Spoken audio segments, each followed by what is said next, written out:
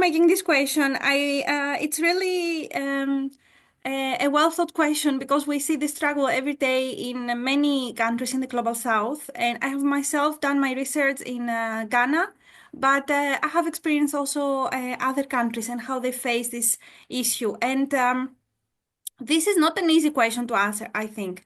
So, while doing my field work in Accra, mostly I face this challenge of why the beaches are so dirty and why people are really have to, face this challenge, why the policies are not enough, or why all these measures that we are taking, all these efforts we are making are not really finding a concrete solution to this problem. There are many reasons I think this problem persists. One of them is that it is a typical example of what we call a weak problem. Like there is not a straightforward solution to this. There is not a single policy, let's say, that can solve the issue. There is not a single intervention that can really give an answer. There is a combination of different policies, but also more long-term efforts and interventions that we need to think and put in place to achieve this. And there is a deeper investigation that we have to do in order to understand what creates this problem of dirty beaches or environmental pollution. A second reason is that it is deeply, the causes and the reasons why this problem exists are very deeply rooted in many socioeconomic and development dynamics that we see in these countries. In many cases, like in Ghana, we still have this colonial apparatus that is really forming many developments even today. We have the paradox of development, what we call that we see that many economic growth policies and interventions are really having a negative consequences on environmental parameters. We have, of course, urbanization trends, and we are all very aware of this. Cities are expanding, population is growing, and all of these trends have an immediate consequence on the environment. And we also have new consumption trends, like the situation is changing. The way people buy and consume goods and services is also changing. And that has also a very immediate and direct impact on the environment. The third reason I could find to answer your question, Professor Romani, is the need for collective action. So this type of solution, this type of challenges require a critical mass of people that need to come in action and change practices and change behavior. So, we are often do these discussions among people who are really interested, like I think the people in this group here today, but it is often not enough. We are not enough to make this change. We need more people joining us. We need to really, scale up the impact of these interventions in order to really have an impact. There's also the issue of political will and funding that we also see that is mostly, in many cases in these countries, directed to more high technological investments, or it's more like focused on different type of more immediate type of interventions that have more immediate impact.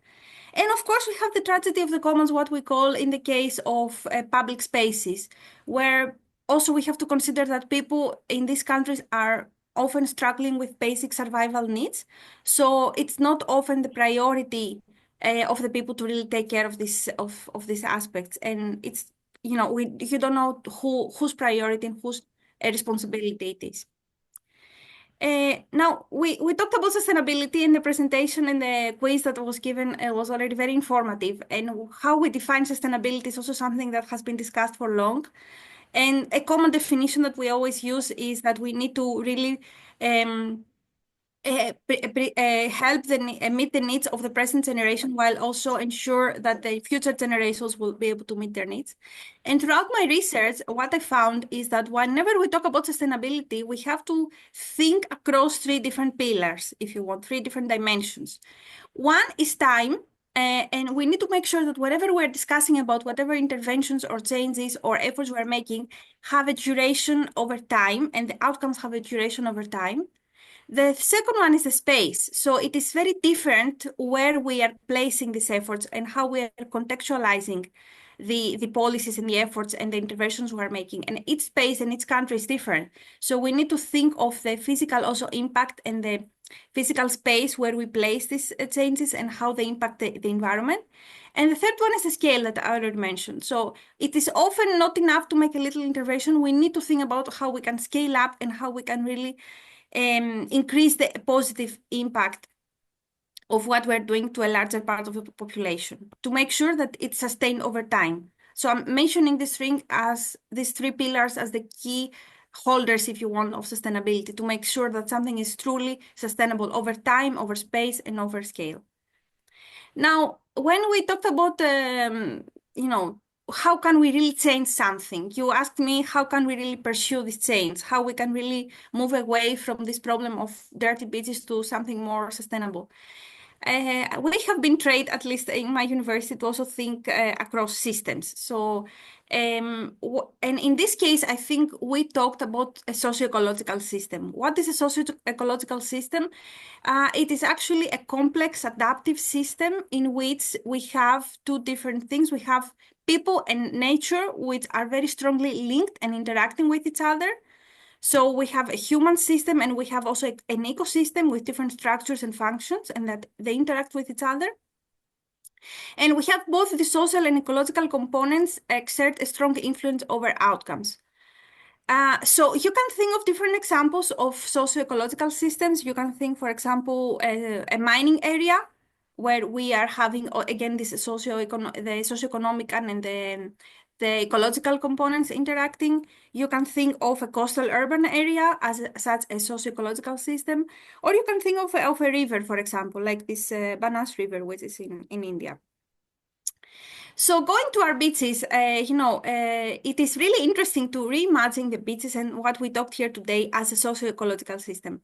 And why I would like to introduce this to you is because I want to make a very simple point here with my presentation, that this type of challenges we are talking about today either has to do with water management or with clean beaches or with just clean environment, are very much dependent on many different elements and many different people and many different dimensions.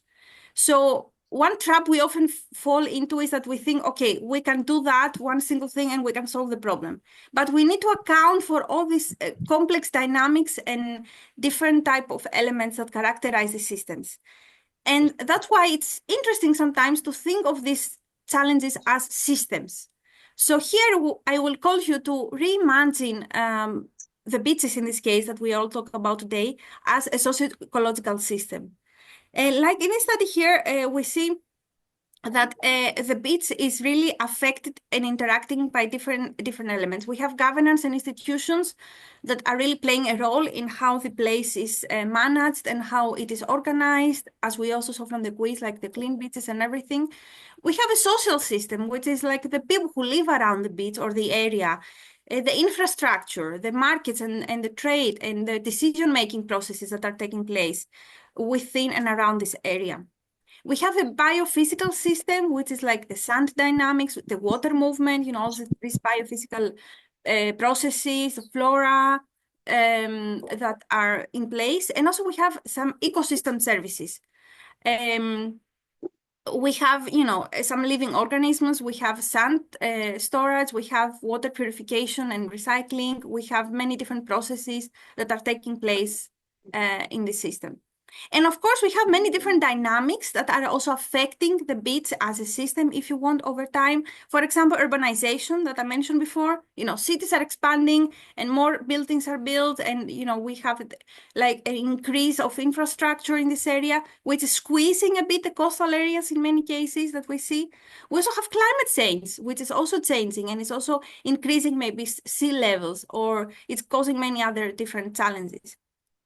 And of course, we have a variety of stakeholders who are also taking place in this process and who have a stake and we have a role and they have a say in this, like government authorities and regulators, the local communities who live around there and want to enjoy the nature, the tourists. And tourism is a very key aspect here. I'm myself from Greece, and we face a huge challenge with over-tourism in many of our islands. And this is also a very major source of income for these communities, but also a major source of challenge, because oftentimes they leave more waste than money, as they say.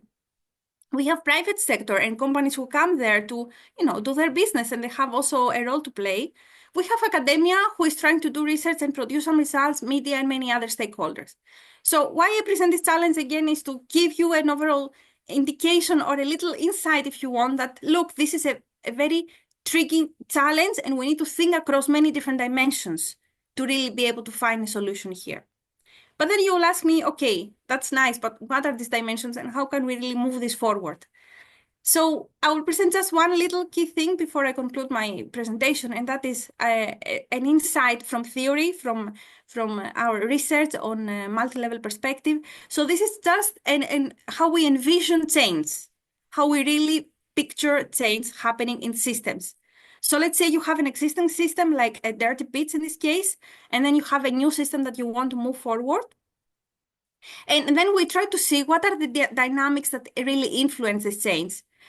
So let me put it as an example here. So we have in the first stage, we have a dirty pits, like something we want to change, like the existing system as it is now. And then on the right side, we have the clean bits, how we envision it with the blue certificates or whatever we envision it to happen. And then we think, okay, how can we really make this transformation? How can we go from existing states, existing system to a new one? And there are many different dynamics that play a role here. The first level of dynamics that you can see, number one, is the dynamics that really characterize the system itself. Like, what is the community preferences? What is the environmental characteristics there? What is the educational level? What is the infrastructure? What are the policies that characterize the system itself? The second level of dynamics that you see at the bottom of the screen is what are these new innovations or new things, new interventions that we can introduce to make a change happen. Like in this picture here, I have two examples from my field work in Ghana, where local organizations found a way to really make value, create value out of waste that they collect from different places. And in this case, it's water, like plastic bags that we drink water from.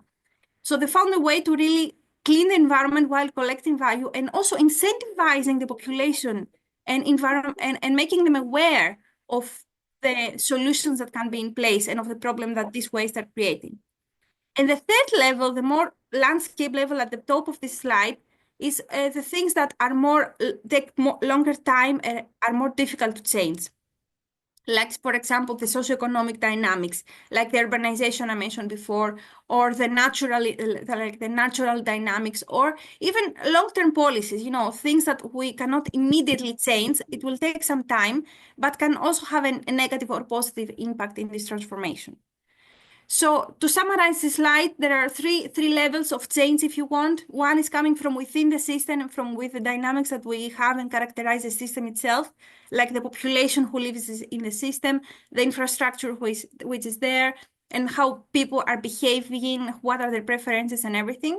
The second level is the new things that we're introducing in the system, which are not very prominent yet, might not be, dominant, but they have a role to play also.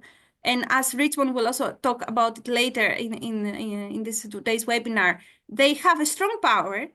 And the third level is the more long-term aspects that we have to consider that can have either a positive or negative role and can still influence the environment and play a key role.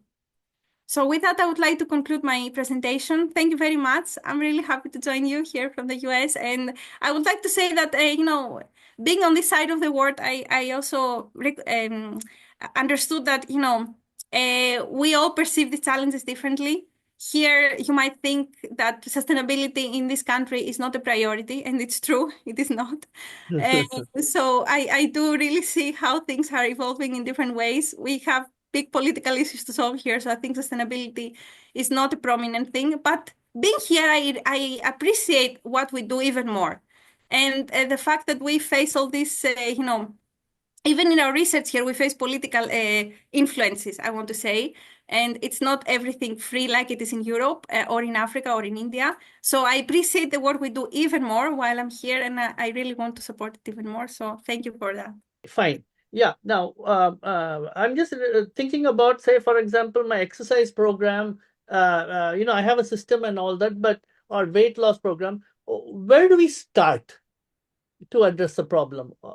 Which would be one or two triggers when you have a complex system? Are there any thoughts on this, or that requires further study? Yes, that is a very important question, Dr. Ratza, and it's not easy to answer. Where do we start? There are many different theoretical frameworks that we have also studied with Professor Ramani, and there's a lot of work we have done in this field on really empowering change. So it's not only about talking theoretically, but how can we in practice do this? How can we really operationalize, as we say, this change and this transformation? And what we have found is actually pretty simple, but it's quite challenging, again, I would say, is that we have to start from how we even define the problem. You know, this is a very basic thing, but it's very important. How do we define the problem? Because each of us here, I'm sure if we do a questionnaire here and we ask each of you how you define this problem, you'll give a different definition because we all experience it differently and live about it differently. And also, if you ask even more people outside from the government or from the civil society, they will also give you a different answer. So the first step, I would think, is to clearly define the problem and the boundaries of the problem so that it makes it easier for us to really approach it and intervene in a more accurate way. That by itself, it's challenging because it requires the collection of different perspectives, different types of data, the personal involvement of the people who want to do this action in the field, for them to really be part of the system and of the problem. The second thing I believe is to map out, all these different dynamics I try to present in my slide. So what are really the positive type of forces? Because there are also some positive forces that really enable us to make a change. And what are the different type of dynamics that we have to face? We have to be well aware who are friends and who are enemies, if you want to, in other words. So to whom can we rely on? Who are the civil society organizations like Plastic Patch, for example, to whom we can rely on? What are the capacities that we have in the field?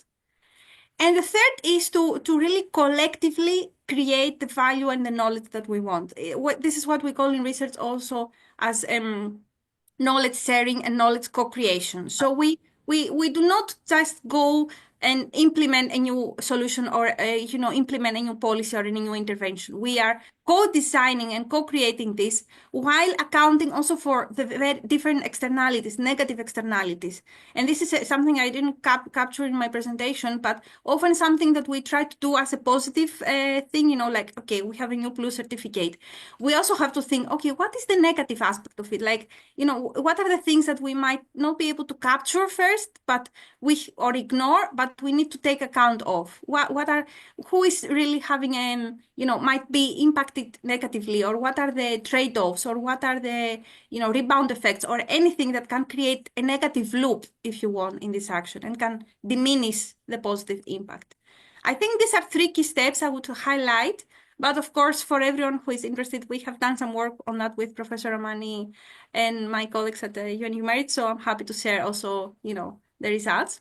But yeah, these are a summary of 3 steps, I would say. Thank you. Thank you very much. Thank you, Dr. Thank you for that insightful presentation.